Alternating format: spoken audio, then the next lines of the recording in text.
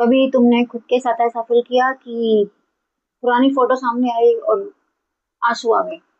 कभी कोई ऐसा गाना सुन लिया कि अचानक से रोना आ गया? वेल, मेरे साथ ऐसा बहुत बार हुआ है, अभी भी होता है। तो जिस रोने को तुम लोग अपनी वीकनेस समझते हो, वो रोना, आज मैं बताऊंगी, वो रोना वीकनेस नहीं होता। वो रोना तुम्हारी सबसे बड़ी स्ट्रेंथ होती है।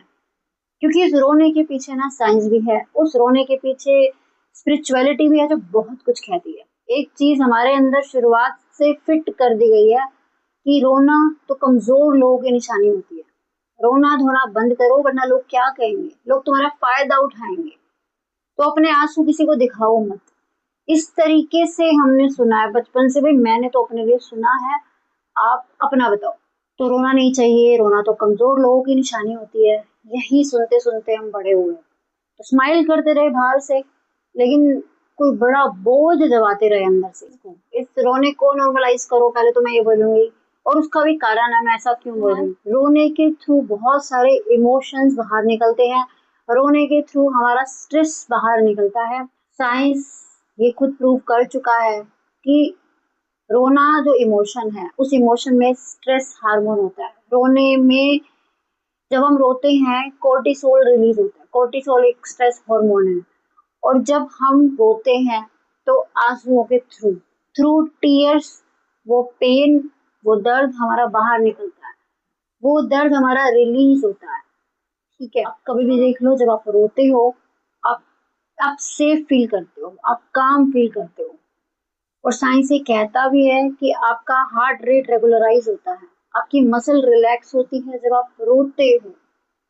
तो जब भी आपको रोना आए, उसको दबाने की बजाय, उस फीलिंग को कंट्रोल करने की बजाय, आपको उसे रिलीज करना है। आपको अगर रोना आ रहा है तो आपको रोना चाहिए, क्योंकि रोना कोई खराब चीज नहीं है। रोना कोई गिल्ट नहीं है। मैं इसको तुम्हें एक प्रैक्टिकल एग्जांपल से भी बताऊंगी, लेकिन एक चीज समझो। जब कोई भी इमोशन होता है ना, हमारी बॉडी में स्टोर हो जाता है एनर्जी की फॉर्म में, है ना। जब हमारे को गुस्सा आता है, हम एक्सप्रेस नहीं करते, तो वो कोई ना कोई बीमारी का रूप ले लेता है।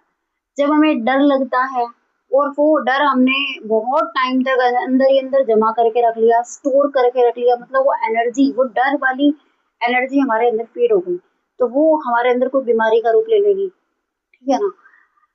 एक बुक भी है जिसके बारे में मैं आपको बताऊंगी। उस बुक में हर हर एक बीमारी को किसी ना किसी इमोशन से ही रिलेट किया गया है कि हमारी बॉडी में जितनी भी डिजीज होती है, उसका कारण कोई ना कोई वो इमोशन है ना। वो अनएक्सप्रेस्ड इमोशन, जिसको हमने एक्सप्रेस नहीं किया, जिस इमोशन को हमने बाहर नहीं आने दिया, जिस फीलिंग को हमने व्यक्त नहीं किया, और उसकी वजह से उसने बीमारी का रूप ले लिया। दूसरा क्या होता है कि जैसे जब आप लंबे टाइम से किसी दुख को अंदर दबा के रख रहे हो, आप उसको रिलीज नहीं कर रहे, तो जब वो एनर्जी, वो इमोशन हमारी बॉडी में स्टोर हो जाता है और हम रोते ही नहीं है ना। हमें रोना आ रहा है लेकिन हमने उस फीलिंग को दबा लिया, हमने अपने उस इमोशन को कंट्रोल कर लिया, तो वो हमारी बॉडी में जमा हो रहा है। और वो ना फिर और चीजों की फॉर्म में बाहर निकलता है। जैसे हमारे को गुस्सा आता है बात बात पे, हमारे अंदर एंजाइटी पैदा हो सकती है, किसी प्रकार का फियर जन्म ले सकता है। तो अनएक्सप्रेस्ड फीलिंग हमेशा आपको नुकसान करेगी। आप अपने अंदर जो भी इमोशन है उसको रिलीज करो, उसको बाहर निकालो। तो जब आप लिटरली रोते हो, उस एनर्जी को बाहर निकलने का रास्ता मिलता है। आप सोचो, आपके अंदर कोई ऐसा दुख है, जब आप उसको बाहर निकाल रहे हो थ्रू टीयर्स, थ्रू योर आंसू, तो जब आप रो रहे हो, उन आंसू के थ्रू वो एनर्जी, वो इमोशन आपका रिलीज हो रहा है।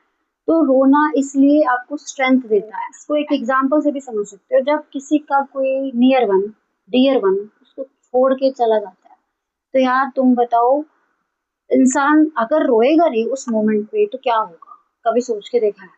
वो जो धक्का उसको लगा है ना, वो जो शॉक उसको लगा है, उसकी वजह से जो बहुत सारे हॉर्मोन्स, उसकी वजह से जो टर्बुलेंस पैदा हो रही है ना, वो अगर आंसुओं के थ्रू बाहर नहीं निकलेगी तो इंसान अपने सेंसेस खो देगा।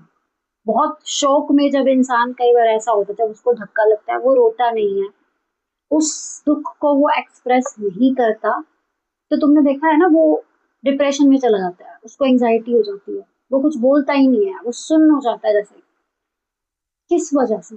क्योंकि रोना जरूरी होता है ना। तुम इस चीज को इसलिए यार नॉर्मलाइज करो। तो जब जब तुम आज से पहले रोए ना, रोना याद रखो यार वीकनेस नहीं थी, रोना तुम्हारी स्ट्रेंथ थी।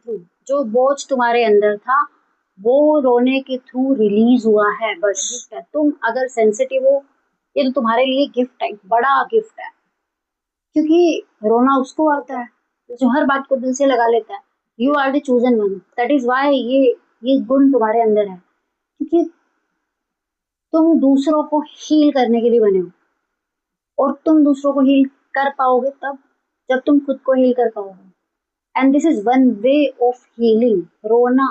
एंड थ्रू टीयर्स, जब तुम्हारा दुख, तुम्हारे इमोशंस बाहर निकल रहे हैं, दैट मीन्स तुम्हारा दुख रिलीज हो रहा है, तुम्हारा पेन रिलीज हो रहा है, तुम्हारी वो एनर्जी रिलीज हो रही है। या सेंसिटिव लोगों को ही दूसरों का दुख समझ में आता है। अदरवाइज नॉर्मल लोग ना किसी से एम्पैथाइज कर पाते, ना उन्हें किसी की फीलिंग समझ में आती, ना उन्हें किसी के पेन से कोई मतलब। ये तुम हो जो इस वीडियो को देख रहे हो, जो अपने आप से इस चीज को रिलेट कर पा रहे हो, क्योंकि तुम ऐसे ही हो। You are naturally like this. तो जब जब तुम आज से पहले रोए हो, ये तुम्हारी सोल थी जो तुम्हें ये कह रही थी कि तुम थक गई हो, तुम्हें उस दुख को रिलीज करना है, तुम्हें उस पेन को बाहर निकालना है। और जब जब तुम ऐसा करते हो, तुम्हें तुम्हारे अंदर का कोई बोझ जैसे उतर जाता है। तुम खुद बताना ऐसा तुम्हारे साथ होता है या नहीं होता। तो आज इन बातों को जो मैंने तुमसे कही है, तुमने अगर खुद से रिलेट किया हो तो कमेंट में बस एक चीज लिखना कि मैं हील हो रहा हूँ, मैं हील हो रही हूँ। मैं मिलती हूँ तुमसे नेक्स्ट वीडियो में।